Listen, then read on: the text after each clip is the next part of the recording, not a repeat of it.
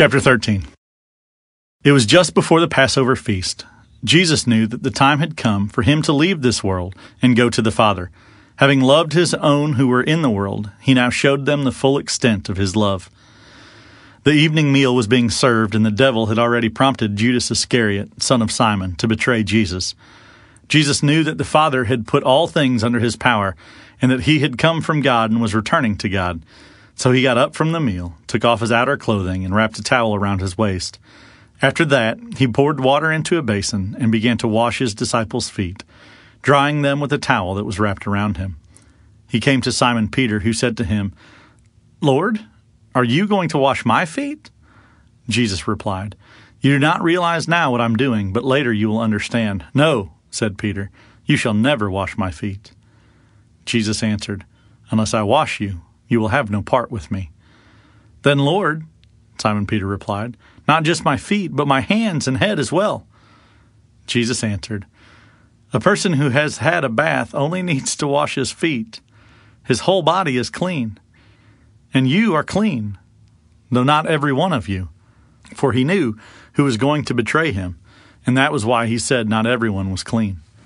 When he had finished washing their feet, he put on his clothes and returned to his place. "Do you understand what I have done for you?" he asked them. "You call me teacher and Lord, and rightly so, for that is what I am. Now that I, your Lord and teacher, have washed your feet, you should also wash one another's feet. I've set you an example that you should do as I have done for you. I tell you the truth, no servant is greater than his master, nor is a messenger greater than the one who sent him. Now that you know these things, you will be blessed if you do them. I'm not referring to all of you. I know those who I have chosen. But this is to fulfill the scripture. He who shares my bread has lifted up his heel against me. I'm telling you now before it happens, so that when it does happen, you will believe that I am he. I tell you the truth, whoever accepts anyone I send accepts me, and whoever accepts me accepts the one who sent me."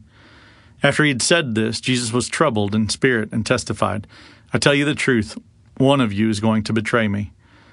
His disciples stared at one another, at a loss to know which of them he meant.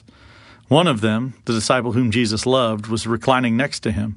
Simon Peter motioned to this disciple and said, "Ask him which one he means." Leaning back against Jesus, he asked him, "Lord, who is it?" Jesus answered, "It's the one to whom I will give this piece of bread when I have dipped it in the dish."